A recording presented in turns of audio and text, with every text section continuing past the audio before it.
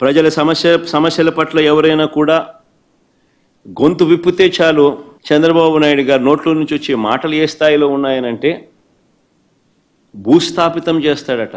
76 ఏళ్ల వయసులో ఉన్న ఆయన, ఒక ముఖ్యమంత్రి స్థానంలో కూర్చొని ఉన్న వ్యక్తి ప్రతిపక్షాన్ని భూస్థాపితం చేస్తాడంట, ప్రతిపక్ష నాయకుడిని. ఈ వయసులో రెడ్ బుక్ రాజ్యాంగ పాలన ఏమిటి, ఈ బెదిరింపులేమిటి, వాడిని తొక్కుతా వీడిని తొక్కుతా అన్న మాటలు ఏమిటి? ఎందుకు ఇచ్చారు 11 సీట్లు? ఇట్లా ఏదో పనులు చేసే కదా, ఆ ఏదో పనులు చేస్తే ఏమవుతారు మీరు?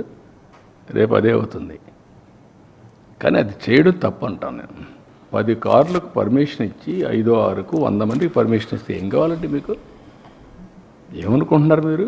ఇరుకు సందుల్లో పోవడం, అక్కడ మీటింగ్లు పెట్టడం, స్టాంపేడ్లు కావడం, అక్కడి నుంచి ఇవన్నీ చేయడం, వైలెన్స్ క్రియేట్ చేయడం ఎవరు నేర్పించారు మీకు ఇవన్నీ?